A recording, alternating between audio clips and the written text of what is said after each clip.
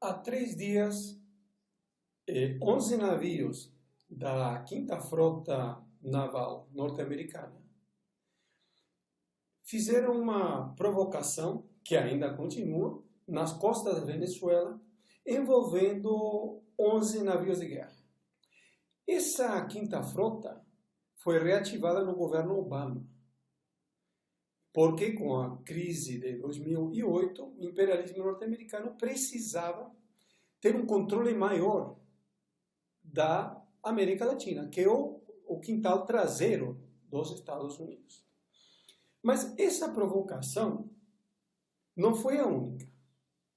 Houveram uma série de outras provocações. Por exemplo, uma coisa que quase não se viu na imprensa foi que houve um navio norte-americano que entrou nas águas territoriais da Venezuela e foi abordado por um navio rápido de assalto da Marinha da Venezuela, e esse navio norte-americano investiu contra o navio rápido da Marinha da Venezuela e o afundou.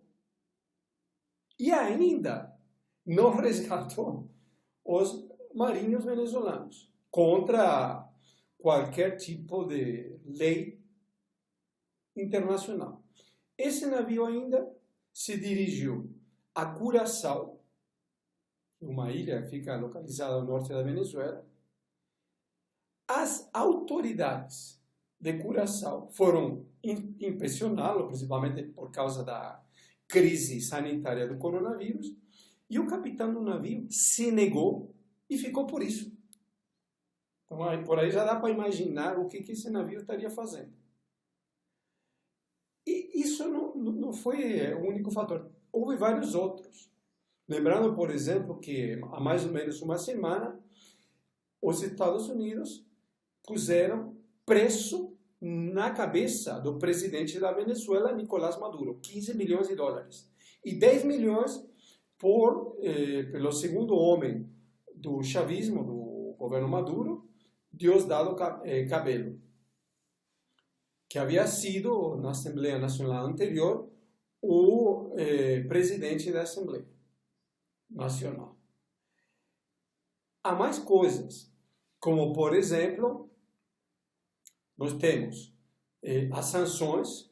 A Venezuela, nesse momento, não pode vender legalmente o seu petróleo, e as operações de venda de petróleo em alto mar, que em tese seriam ilegais, que são as mesmas que Irã faz e que todos os países de fato fazem para evadir impostos e controles. Foi pego um navio da Rosneft, a empresa russa, e com isso a Venezuela ficou muito mais bloqueada para escoar o petróleo. Junto com isso, tivemos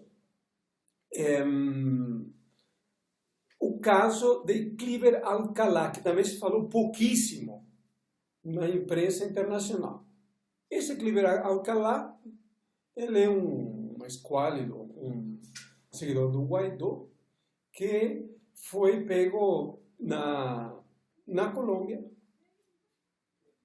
com um monte de armas que estavam direcionadas para a Venezuela. Só que, um detalhe, quem pegou esse carregamento de armas era a polícia local de uma cidade da Colômbia, não me lembro se era Barranquilla ou Bucaramanga, uma cidade da Colômbia, do segundo nível de cidade, a polícia local. Aí o governo interveio, condecorou todos os policiais que tinham participado dessa operação e demitiu todos eles no dia seguinte. E depois, logo em seguida, o governo colombiano soltou uma lista de pessoas acusadas de terrorismo internacional e ligações com o narcotráfico. E nessa lista estava esse Cliver Alcalá. Aí ele soltou um vídeo e uma nota dizendo o seguinte: eu estou na minha casa, o endereço eu conhecia, eu fiz realmente essa operação a serviço de Juan Guaidó e eu fiz isso com acordo e consentimento com o governo colombiano. O que aconteceu? 2 dias depois, Alcalá foi deportado aos Estados Unidos pela DEA, o Departamento Antidrogas dos Estados Unidos. A operação do navio supostamente também seria para combater o narcoterrorismo. Aí a situação vai se desenvolvendo e na cidade de Cúcuta, que fica na fronteira entre a Colômbia e a Venezuela, houveram movimentações de 600 soldados norte-americanos junto com o exército colombiano para combater o terrorismo e o narcotráfico. Aí Maduro fez um despliegue da artilharia. A artilharia venezuelana é basicamente de tecnologia russa e inclui o sistema antimísseis S-300 na versão mais avançada. Esse jogo todo de guerra teve outros componentes por trás, como, por exemplo, as declarações de Donald Trump e do secretário do Departamento de Estado, Mike Pompeo, de que estava se chegando a um acordo entre a oposição e o chavismo para pôr em pé um governo de coalizão nacional, de transição.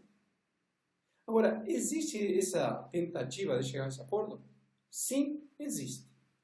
Houveram várias negociações nesse sentido, inclusive com setores da direita que tem contradições com Juan Guaidó.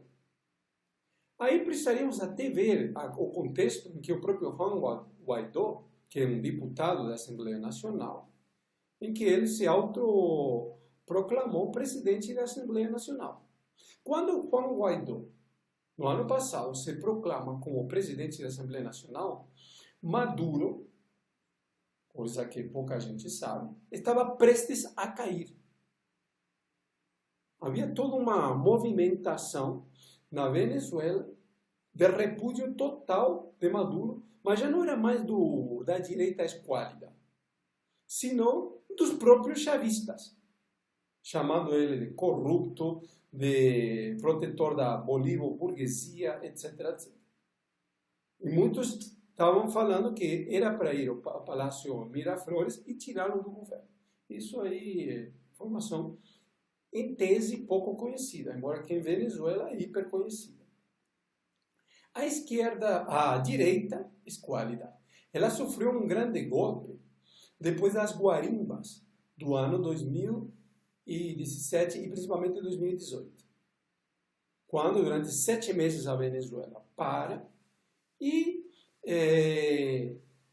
depois, em coisa de 3 ou 4 dias, essas guarimbas, que são mobilizações da direita que paralisaram o país, basicamente foram desmontadas em 3 dias, metendo preso a prefeitos que estavam dando dinheiro para os guarimbeiros, etc. E depois o governo chama eleições municipais e depois estaduais, e a população, em vez de rejeitar o governo Maduro, ela faz toda uma série de um esforço, até em alguns casos onde havia bloqueios pela direita, a população passava a nado o rio, etc., e vota em massa, e a favor do governo Maduro, que tinha feito uma série de promessas. Obviamente o governo Maduro não cumpriu absolutamente nada.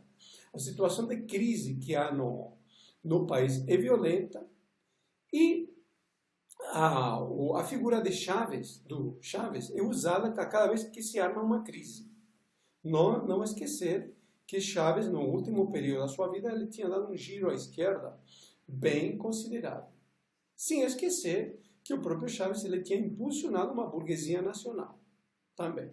Que agora, no caso do governo Maduro, é uma burguesia nacional, a bolívar-burguesia ultra corrupta, onde basicamente você tem componentes do PS, UV, Partido Socialista Unificado da Venezuela, e do exército, dos generais, que são donos de empresas, de grandes propriedades, que fazem negociações com russos e os chineses, etc., etc., e que buscam um acordo com os norte-americanos.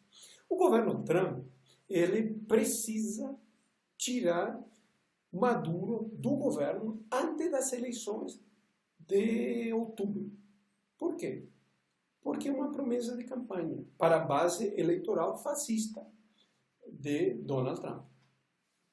Então, o acordo existia, só que o madurismo, o governo Maduro, exige, para fazer esse acordo, salvocondutos de que eles não serão presos, da possibilidade de poder exportar, levar para fora o dinheiro que eles arrecadaram, quer dizer, eles amassaram, obtiveram no último período. Inclusive, houve conversações com os chineses nesse sentido, para chegar a um acordo deles saírem do governo e poder levar esse dinheiro para a China, onde eles têm empresas a partir das quais alavancam exportações. E os chineses se negaram a isso, inclusive para não entrar em rota de colisão, de colisão com o imperialismo norte-americano. Então, a situação é muito mais complexa do que parece ser. Uma coisa que também chama a atenção, que também foi pouco dita, é que, por exemplo, a Chevron é um dos grandes detentores dos campos de petróleo na Venezuela, a começar na faixa do Orinoco. E que para 2020 eles aumentaram os investimentos na Venezuela em relação a 2019, apesar das sanções.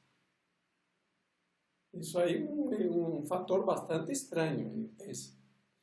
E os russos e os chineses também, eles são detentores de boa parte dos campos de petróleo na Venezuela, principalmente também na faixa do Rio Orinoco, onde se encontram as maiores reservas mundiais de petróleo, maiores que as da Arábia Saudita.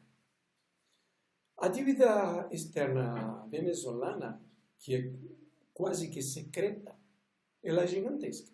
Se calcula que seja de aproximadamente 400 bilhões de dólares, mais ou menos os volumes da dívida externa da Argentina. E o PIB da Venezuela oficial seria de 30 bilhões, só que com as transações, em princípio, digamos, chamemos de ilegais, esse valor subiria mais ou menos para 50 bilhões. Ou seja, a dívida seria umas 8 vezes o PIB. Uma dívida, obviamente, impagável. A PDVSA está totalmente destruída. As refinarias não refinam mais. Nesse momento, por exemplo, na Venezuela, não há mais gasolina, né? E o setor elétrico totalmente destruído e os serviços públicos totalmente destruídos. Então, isso aqui na Venezuela está indo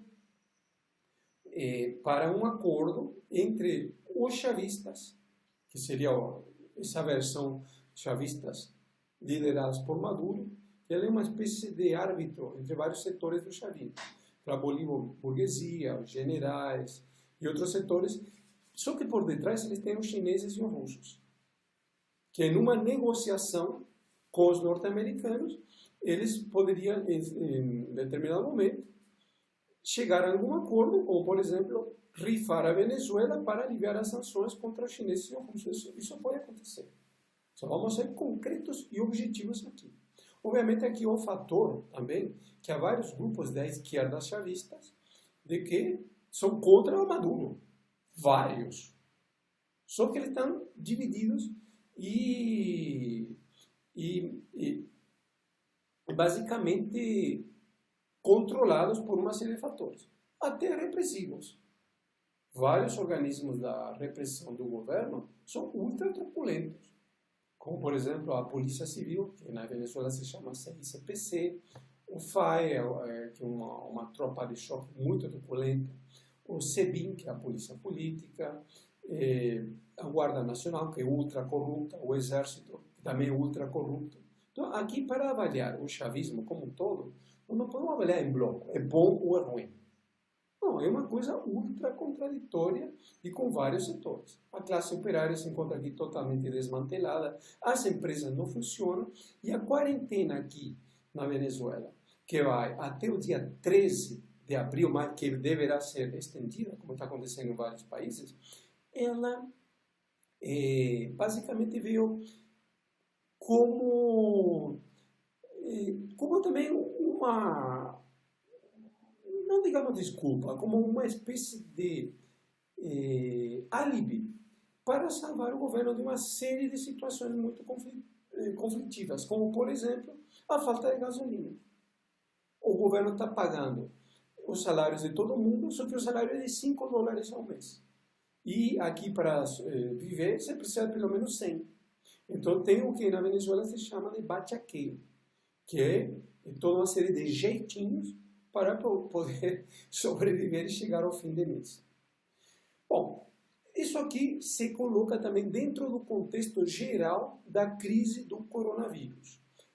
Nós escrevemos uma matéria que vocês poderão ver no Gazeta Revolucionária, que também está no Duplo Expresso, sobre o que virá depois do coronavírus, que é uma grande operação de guerra para arrancar até a última gota de sangue dos trabalhadores, principalmente na América Latina.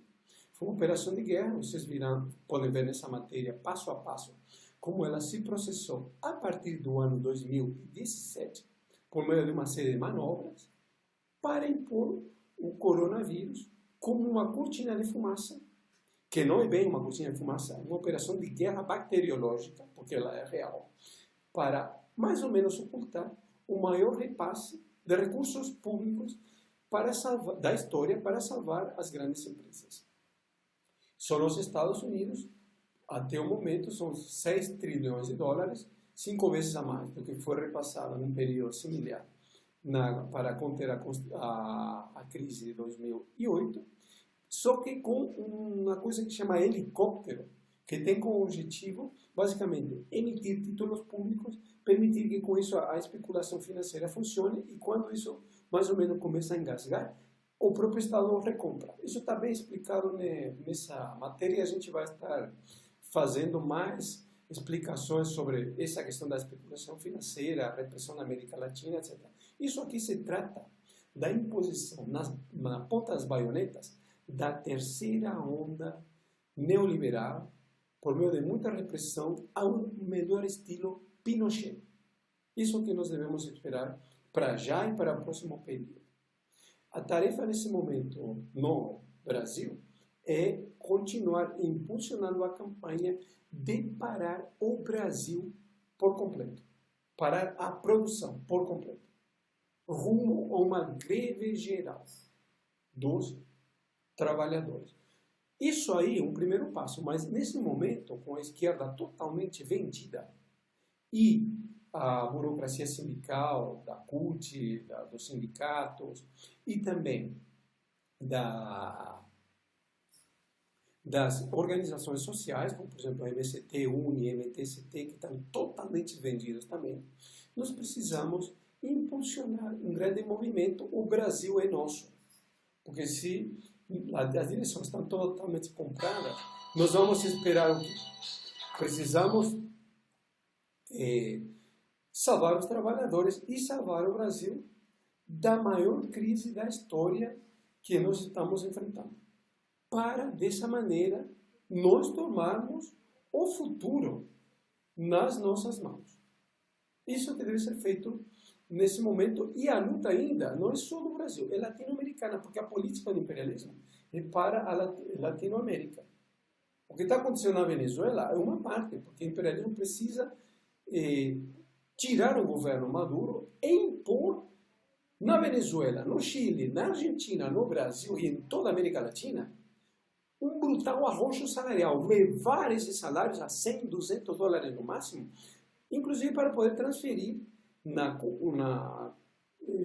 no conflito que tem com a China e a Rússia pelo controle do mercado mundial, empresas e indústrias para a América Latina, só que com salários de morto de fome, tirando todos os direitos, educação pública, saúde pública, aposentadorias, todos os direitos trabalhistas, conforme foi feito na década de 80. É isso que nós devemos enfrentar, é isso que nós devemos lutar contra.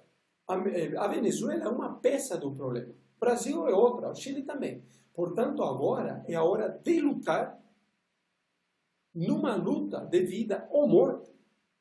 Primeiro, para paralisar o Brasil em uma greve geral dos trabalhadores. E depois, vamos lutar pelo Brasil dos trabalhadores. O Brasil é nosso.